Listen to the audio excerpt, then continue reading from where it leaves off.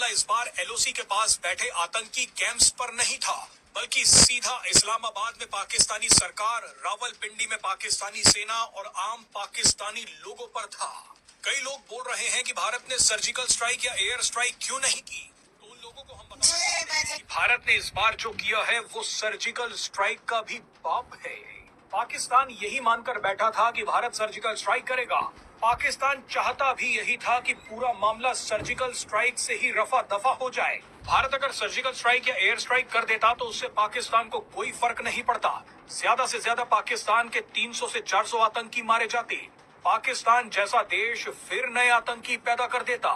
आतंकी मरते तो हमेशा की तरह पाकिस्तान इन्हें शहीदों की तरह पेश करता। पाकिस्तान गांव मोहल्लों में आतंकियों की लाशें दिखाकर नए युवाओं की भर्ती करता। पाकिस्तान के लिए ये बहुत ही किफायती और सस्ता ऑप्शन रहा है कि वो भारत के सैनिक और सिविलियन मारे और उनके बदले अगर 500 आतंकी मर जाएं तो ये नुकसान का सौदा नहीं है। लेकिन इस बार भारत ने कूटनीति का इस्तेमाल करते हुए पाकिस्तान के एक एक व्यक्ति को चोट दी है। भारत ने भयंकर गर्मी से पहले पाकिस्तान जाने वाले पानी को रोकना शुरू कर दिया है। आप सोचिए कि गर्मी के मौसम में पाकिस्तान की 3 नदियां सूखी हो जाएं तो पाकिस्तान में कितनी बर्बादी होगी। पाकिस्तान को पीने, नहाने और धोने तक के लाले पड़ जाएंगे। प्रतिशत खेती सिंधु, झेलम और चिनाब नदियों पर निर्भर है। अब भारत की तरफ से नदियों का पानी रोक देने से पाकिस्तान में जल संकट गहराएगा। इससे पाकिस्तान की आर्थिक स्थिति और भी ज्यादा बिगड़ेगी। इसके अलावा पाकिस्तान कई डैम्स और हाइड्रो प्रोजेक्ट से बिजली बनाता है। पानी की कमी से बिजली उत्पादन में भारी गिरावट आएगी। इससे भी पाकिस्तान की आर्थिक और औद्योगिक गतिविधियों पर बुरा असर पड़ेगा। इंडस वाटर ट्रीटी के रुकने से सबसे बुरा असर पाकिस्तान के सिंध और पंजाब प्रांत में होगा। पाकिस्तान के ये दोनों प्रांत बर्बाद हो जाएंगे।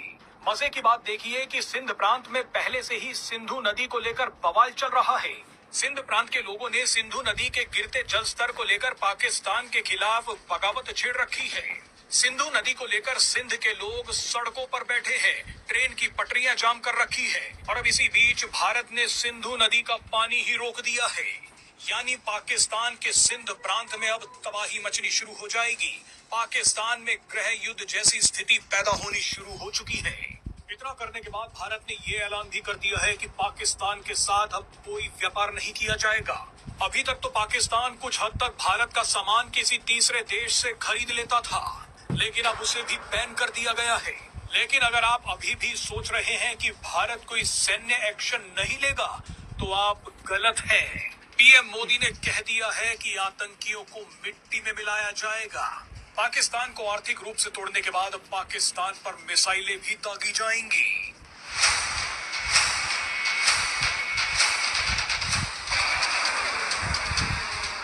इन तस्वीरों ने पूरे पाकिस्तान को हिला दिया है।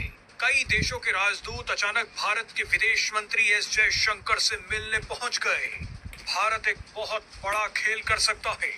पीएम मोदी ने आज अंग्रेजी में पाकिस्तान को लेकर एक बयान दिया। इस बयान के बाद ऐसी हलचल मची कि 20 देश विदेश मंत्री एस जयशंकर से मिलने पहुंच गए। इनमें रूस, अमेरिका और खास तौर पर चीन सबसे महत्वपूर्ण है। आप सोचिए कि पीएम मोदी ने पाकिस्तान को धमकी दी, उसके तुरंत बाद चीन ने विदेश मंत्री एस जयशंकर से मुलाकात की। बयान अंग्रेजी में इसलिए दिया गया ताकि पूरी दुनिया को पता चल जाए कि भारत क्या करने वाला है। इसीलिए इस बयान के बाद दुनिया भर के राजदूत विदेश मंत्री एस जयशंकर से मिलने पहुंच गए। आप पहले पीएम मोदी का बयान सुनिए, उसके बाद आपको बताएंगे कि कौन कौन से देश विदेश मंत्री एस जयशंकर से मिले हैं। I say to the whole world, India will identify, track and punish every terrorist and their backers. We will pursue them to the ends of the earth. PM Modi ने कहा कि धरती के कोने तक आतंकियों का पीछा किया जाएगा, उन्हें मिट्टी में मिलाया जाएगा। इस बयान ने पाकिस्तान का खून सुखा दिया है। पीएम मोदी ने यह बयान ऐसे समय पर दिया है जब कुछ घंटों पहले भारत ने पाकिस्तान के नजदीक अरब सागर में एक बड़ा मिसाइल परीक्षण कर दिया। इसके बाद गृह मंत्री अमित शाह और विदेश मंत्री एस जयशंकर ने राष्ट्रपति द्रौपदी मुर्मू को पहलगाम हमले की जानकारी दी। खबर आ रही है कि army chief general Upendra Dwivedi कल श्रीनगर जा रहे हैं। इस बड़ी हलचल के बीच विदेश मंत्री एस जयशंकर से मिलने के लिए 20 देशों के राजदूत पहुंच गए। इनमें रूस, अमेरिका, चीन, France, Qatar, Germany, Japan, Italy, Poland, Canada समेत कई देश शामिल हैं। रूसी मीडिया तो यहाँ तक दावा कर रही है कि भारत पाकिस्तान के खिलाफ और भी तगड़ा एक्शन लेने वाला है।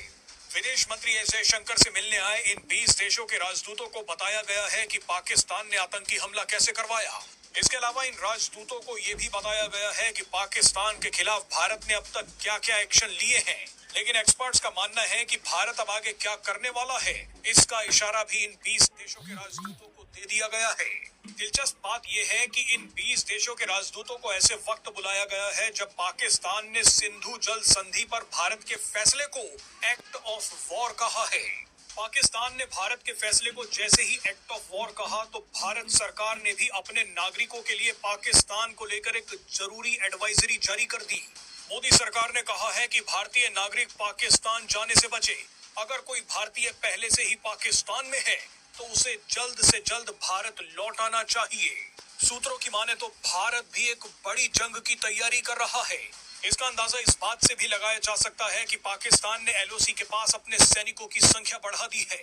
पाकिस्तान ने अपने सैनिकों से कहा है कि वो बंकर में बैठकर ही भारत पर नजर रखें, क्योंकि अगर पाकिस्तानी सैनिक बाहर घूमते दिखे तो भारत उन्हें उड़ा सकता है। अब आतंकियों की बची खुची जमीन को भी मिट्टी में मिलाने का समय आ गया है। भारत ने पाकिस्तान के साथ बहुत बड़ा खेल कर दिया है। पहलगाम आतंकी हमले के बाद पाकिस्तान को भारत से जिस पलटवार की उम्मीद थी, भारत ने ठीक उसका उल्टा कर दिया है। ज्यादातर लोगों को अंदाजा ही नहीं है कि भारत ने असल में पाकिस्तान के साथ किया क्या है। सबको लग रहा है कि भारत ने 5 बड़े ऐलान कर दिए, सिंधु जल समझौते को रोक दिया, पाकिस्तानी नागरिकों का वीजा रद्द कर दिया, अटारी बॉर्डर बंद कर दिया। लेकिन किसी को पर्दे के पीछे का खेल समझ नहीं आ रहा। किसी को ये पता नहीं है कि भारत ने इस बार पाकिस्तान को अंदर तक घुसकर मारा है। किसी को ये भी नहीं पता कि पाकिस्तान के सिंध प्रांत में लोग सड़कों पर आ गए हैं। पाकिस्तान में बगावत शुरू हो गई है। ट्रेन की पटरियां और सड़कें जाम कर दी गई हैं। इस वीडियो में हम आपको पूरा खेल समझाएंगे। दरअसल इस बार भारत का हमला इतना बड़ा है कि पूरे पाकिस्तान का मानसिक संतुलन बिगड़ गया है। पाकिस्तान की सरकार और सेना ने अपनी news media, social media influencers, celebrities और डिप्लोमेट को आदेश जारी किया है कि ऐसा माहौल और नैरेटिव पेश किया जाए कि भारत के एक्शन से पाकिस्तान को कोई फर्क नहीं पड़ा, भारत कुछ ज्यादा नहीं कर पाया। अपने इसी नैरेटिव को साबित करने के लिए भारत में पाकिस्तान हाई कमीशन के अधिकारियों ने जानबूझकर मीडिया के सामने केक मंगवाया। पाकिस्तान ये दिखाने की कोशिश कर रहा था कि हम डरे नहीं हैं, हम तो इतने निश्चिंत हैं कि केक खा रहे हैं, आतंकी हमले का जश्न मना रहे हैं। लेकिन असल में पूरा पाकिस्तान वेंटिलेटर पर पहुंच चुका है। भारत का हमला इस बार एलओसी के पास बैठे